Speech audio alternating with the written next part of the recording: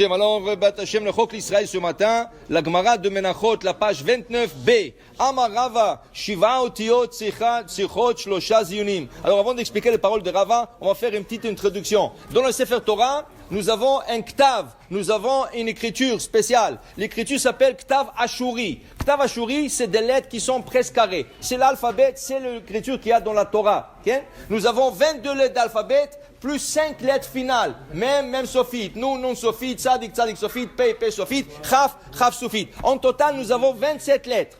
Okay? Maintenant, il y a certaines lettres dans l'alphabet, dans le Sefer Torah plutôt, qu'ils ont comme 3 couronnes par-dessus la lettre. Alors, Amar Rava, Shiva Otiot, combien ils sont ces lettres? 7. Il y a 7 lettres qui ont besoin de 3 couronnes. Ces lettres-là, Ve'eluhem, Sha'atnez Getz. Sha'atnez Getz, c'est le Shin, c'est le Aïn, c'est le Tet, Nun, Zain, Gimel et Tzadik. Ces 7 lettres-là, dans le Sefer Torah, il y a 3 couronnes. Il y a 6 autres lettres qui ont une couronne, pas 3, une. On appelle ça Bedek Chaya, Bed Dalet Kouf, Chet Yud He. Ces 6 lettres, il y a. Maintenant, la question, qu'est-ce qui arrive si quelqu'un, il n'a pas mis les couronnes sur le Sefer Torah? C'est pas seulement Sefer Torah, c'est Mezuzah et Tefillin. Si ils ne l'ont pas mis, qu'est-ce qui arrive? Alors, il y en a qui disent c'est Bediavad Kasher. Mais il y en a qui pensent que ce n'est pas kasher. Le Maïmonide, il pense que sans les couronnes, ce n'est pas kasher.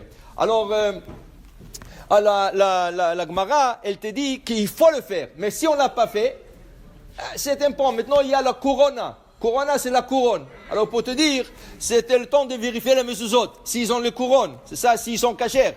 Mais dans le couronne, il y a des lois spéciales. C'est quoi les lois spéciales? Il faut trois couronnes.